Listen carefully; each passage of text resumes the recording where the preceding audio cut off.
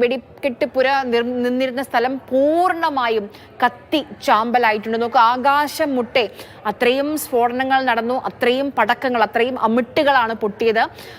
അവിടെ ആകാശം മുട്ടെ ഈ പുകച്ചുരുളുകൾ ഉയരുന്ന ആ ദൃശ്യങ്ങൾ അവിടെ സമീപത്തുള്ള ആരോ മൊബൈലിൽ ചിത്രീകരിച്ചതാണ് നമ്മൾ ഇപ്പോൾ കാണുന്നത്. ബിനിൽ നമുക്കൊപ്പം കൊച്ചിയിൽ നിന്ന് ചേരുന്നുണ്ട്. ബിനിൽ, ഇപ്പോൾ അസ്വാഭാവിക മരണത്തിന് കേസെടുത്തിട്ടുണ്ട്. എന്തൊക്കെ വകുപ്പുകൾ, എങ്ങനെയായിരിക്കും അന്വേഷണം? ഹരി, ഇപ്പോൾ പ്രാഥമികമായ വിവരത്തിന്റെ അടിസ്ഥാനത്തിലാണ് medical college police FIR register ചെയ്തിരിക്കുന്നത്. അതിൽ അസ്വാഭാവിക മരണത്തിനാണ് കേസെടുത്തിരിക്കുന്നത്. കാരണം ഈ വെടിക്കെട്ട് നിർമ്മാണത്തിൽ ഏർപ്പെട്ടിരുന്നയാൾക്ക് അതിനുള്ള ലൈസൻസ് ഉണ്ട് എന്നതാണ് പോലീസ് പറയുന്നത്. അതുകൊണ്ടാണ് മറ്റ് കൂടുതൽ വകുപ്പുകൾ ഈ ഘട്ടത്തിൽ ചുമത്താത്തത്. പക്ഷേ വിശദമായ അന്വേഷണത്തിന് ശേഷം അതിൽ കൂടുതൽ വകുപ്പുകൾ ഉൾപ്പെടുത്തേണ്ടതുണ്ടെങ്കിൽ അത് ഉൾപ്പെടുത്തിയുള്ള അന്വേഷണമായിരിക്കും നടക്കുക. ഇതിൽ ലൈസൻസ് ഉണ്ടെങ്കിൽ പോലും ആ ലൈസൻസ് കണ്ടീഷൻ അതിൽ ലംഘനമുണ്ടോ എന്നത് ഏറ്റവും പ്രധാനപ്പെട്ട കാര്യമാണ്. കാരണം ഇത്തരത്തിൽ വെടിക്കെട്ടുകൾക്ക് ലൈസൻസ് ഒക്കെ അനുവദിക്കുമ്പോൾ ഓരോരുത്തർക്കും സൂക്ഷിക്കാൻ കഴിയുന്ന വെടിക്കെട്ട് സാമഗ്രികൾക്ക്, അതോടൊപ്പം തന്നെ വെടിമരുന്നിന് ഇതെല്ലാം അളവുകളുണ്ട്. അതിനപ്പുറത്ത് വെടിക്കെട്ട് സാമഗ്രികളോ വെടിമരുന്നുകളോ ഇവിടെ സൂക്ഷിച്ചിട്ടുണ്ടോ എന്നത് പരിശോധിക്കേണ്ടതാണ്. അതിനുള്ള ശ്രമങ്ങൾ എന്തായാലും നാളെ മാത്രമായിരിക്കും നടക്കുക. ഇപ്പോൾ പരിശോധനകൾ ഏതാണ്ട് അവസാന ഘട്ടത്തിലെത്തി നിൽക്കുന്നു. ഇനി ഈ രാത്രിയിൽ കൂടുതൽ പരിശോധനയിലേക്ക് പോകാനുള്ള സാധ്യതയില്ല. പ്രത്യേകിച്ച് ഈ ഭാഗത്ത് അല്പം മുമ്പ് കൂടി ഒരു സ്ഫോടനമുണ്ടായി. അതുകൊണ്ട് തന്നെ അതൊക്കെ പരമാവധി ഈ തെരച്ചിലിന് ഇറങ്ങിയിരിക്കുന്നവരുടെ സുരക്ഷിതത്വം കൂടി കണക്കിലെടുത്തുകൊണ്ടുള്ള നടപടികൾ മാത്രമായിരിക്കും ഉണ്ടാകുക. ഇപ്പോൾ നമ്മൾ ദൃശ്യങ്ങളിൽ കാണുന്ന ഒരു കുളത്തിന്റെ ഭാഗത്ത് ഫയർഫോഴ്സിന്റെ സ്കൂബ ടീം അടക്കം പരിശോധന നടത്തുന്നത്. ആ പരിശോധന നടത്താനുള്ള ഒരു കാരണം എന്നത് ആ കുളത്തിന്റെ പരിസരത്ത് ചില ചെരുപ്പുകളൊക്കെ കണ്ടു. ഈ വെടിപ്പുര നിലനിന്നിരുന്നതിന്റെ തൊട്ടടുത്ത് തന്നെയാണ് ആ ചെറിയ കുളമുള്ളത്.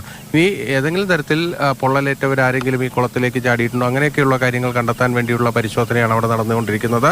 ഇതിൽ ഇനി നാളെ രാവിലെ 6 മണിയോടുകൂടിയായിരിക്കും വിശദമായ ഒരു തെരച്ചിലിന് എന്തായാലും പോലീസും ഫയർഫോഴ്സും അതോടൊപ്പം തന്നെ ഫോറൻസിക് വിഭാഗവും ഇങ്ങോട്ടേക്ക് എത്തുക. ഫോറൻസിക് പരിശോധന ഏറ്റവും പ്രധാനപ്പെട്ടതാണ്. അതായത് ഇപ്പോൾ ഉപയോഗിക്കാൻ പാടില്ലാത്ത ഏതെങ്കിലും തരത്തിൽ നിരോധിക്കപ്പെട്ടിട്ടുള്ള രാസവസ്തുക്കൾ ഏതെങ്കിലും ഈ വെടിക്കെട്ടിന്റെ നിർമ്മാണത്തിന് വേണ്ടി ഉപയോഗിച്ചിട്ടുണ്ടോ തുടങ്ങിയ കാര്യങ്ങൾ പരിശോധിക്കേണ്ടിയിരിക്കുന്നു. കാരണം വലിയ സ്ഫോടനം തന്നെയാണ് സംഭവിച്ചത്. ആ ദൃശ്യങ്ങളിൽ തന്നെ കാര്യങ്ങളെല്ലാം വ്യക്തമാണ്. അതായത് ഒരു കൂട്ടിയിട്ട വെടിക്കെട്ട് സാമഗ്രികൾക്ക് തീപിടിക്കുന്നത് പോലെ വലിയ സ്ഫോടനത്തോടുകൂടി നടന്ന സംഭവമാണ്. അതുകൊണ്ടാണ് ഇത്രയധികം പേർക്ക് പരിക്കേൽക്കുകയും ഇത്രയും മരണം സംഭവിക്കുകയൊക്കെ തന്നെ ചെയ്തിരിക്കുന്നത്. അതുകൊണ്ട് തന്നെ ഉപയോഗിച്ച വെടിമരുന്ന്, അതിൻ്റെ അളവ് തുടങ്ങിയ കാര്യങ്ങളെല്ലാം തന്നെ വിശദമായി പരിശോധിക്കേണ്ടിയിരിക്കുന്നു. അതെല്ലാം ഫോറൻസിക് പരിശോധനയുടെ ഭാഗമായി കണ്ടെത്തേണ്ട കാര്യങ്ങളാണ്. ഇപ്പോൾ രാത്രി വൈകിയും ഈ തെരച്ചിൽ നടത്തുന്നത് ഏതെങ്കിലും സാഹചര്യത്തിൽ ഇതിൽ രക്ഷപ്പെട്ടവരാരെങ്കിലും എവിടെയെങ്കിലും ഉണ്ടെങ്കിൽ അവരെ കണ്ടെത്തുക എന്നത്